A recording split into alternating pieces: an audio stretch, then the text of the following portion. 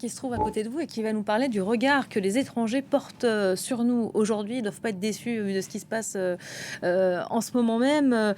Vous nous faites peut-être un tour d'horizon. Les résultats, évidemment, de ces européennes sont largement commentés. Et surtout, cette décision d'Emmanuel Macron dimanche soir. Vous avez pu recueillir d'ailleurs des témoignages sur le continent africain, Cyril. Oui, les mots sont justes, Florence. La tectonique des plaques politiques, le séisme est tel que, évidemment, la politique française, la politique européenne déborde bien au-delà des frontières continentales.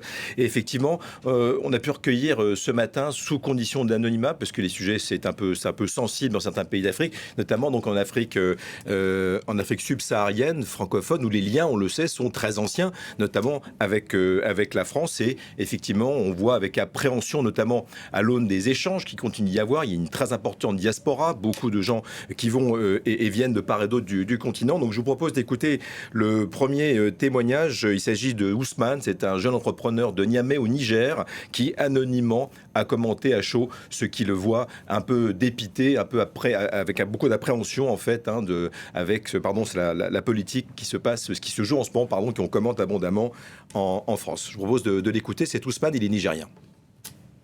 En qualité d'Africain, c'est sûr que c'est embêtant de voir un beau pays comme la France vote à près de 32% du vote du 9 juin en faveur de l'extrême droite. Bon, écoute, c'est leur choix, mais après, c'est sûr que ça ne va pas arranger du côté des Africains le ressentiment anti-français. Ça va s'accentuer et c'est clair que moi, mon point de vue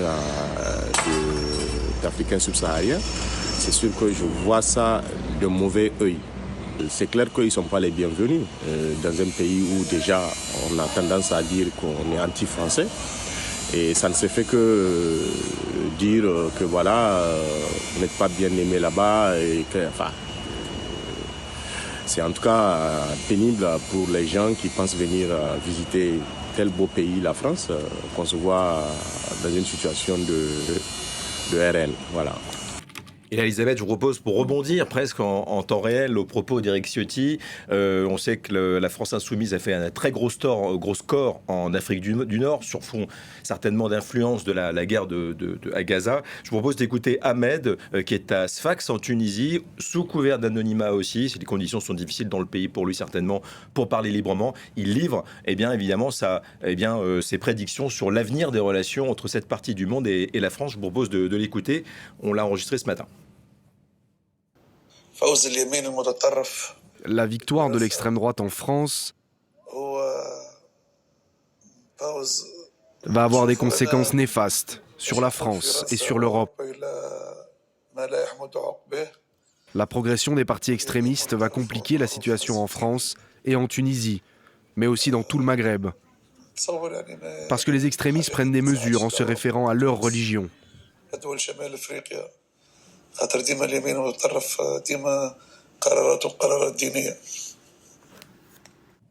Donc voilà, défiance, appréhension, stupeur, sidération. Bon, on va pas utiliser beaucoup plus d'homonymes et d'adjectifs, mais en fait, on voit bien que tout cela déborde. C'est un séisme politique, et avec évidemment tous ces échanges qu'il y a depuis de nombreuses années, mais aussi un repositionnement de continents, de pays, qui affirment à l'aune de cette désintégration d'une forme de politique classique à laquelle on avait l'habitude en Europe et particulièrement en France, qui se disent, nous, on va tirer après tout notre épingle du jeu. Donc là aussi, c'est à suivre à l'international, dans un monde qui est dans une société qui est de plus en plus, on le sait, mondialisée. Un mot peut-être, Cyril, aussi du vote des Français de l'étranger qui a réservé là aussi son lot de surprises. Oui, alors les Français de l'étranger, c'est assez intéressant parce que c'est un nouveau vote, c'est 11 députés à l'Assemblée nationale. Je vous propose de regarder, il y a un rappel en chiffres, il y a environ 3,5 millions de Français à l'étranger. Ces chiffres ne sont pas toujours confirmés, mais en gros, il y avait 213 listes et puis 1,6 million de Français votants. Ce qui est étonnant, surtout quand on habite à Paris, c'est que par exemple à 10 000 km des frontières de l'Europe, Elisabeth, eh bien, ou sous les tropiques et au soleil, on peut voter pour l'extrême droite, oui, notamment à Bangkok, capitale de la Thaïlande, où Marion Maréchal, la liste de Marion Maréchal est arrivée largement en tête. C'est le cas aussi, là aussi ça peut paraître un peu surprenant, dans les circonscriptions de Chypre, de Grèce ou de Tel Aviv en Israël, là aussi un énorme score de l'extrême droite, mais aussi, je le disais à l'instant, il y a en Afrique une nette poussée, et qui donc n'est pas un reflet de la poussée de la marée de l'extrême droite qui a frappé l'Europe, en tout cas la France. Beaucoup de soutien aux socialistes et à la France insoumise, mais des exceptions, Libreville par exemple, ou Bangui, le Gabon et la République centrafricaine, qui ont voté assez massivement pour l'extrême droite. Donc ce sont les incongruités de la politique, un monde qui change, et ce vote des Français et de l'étranger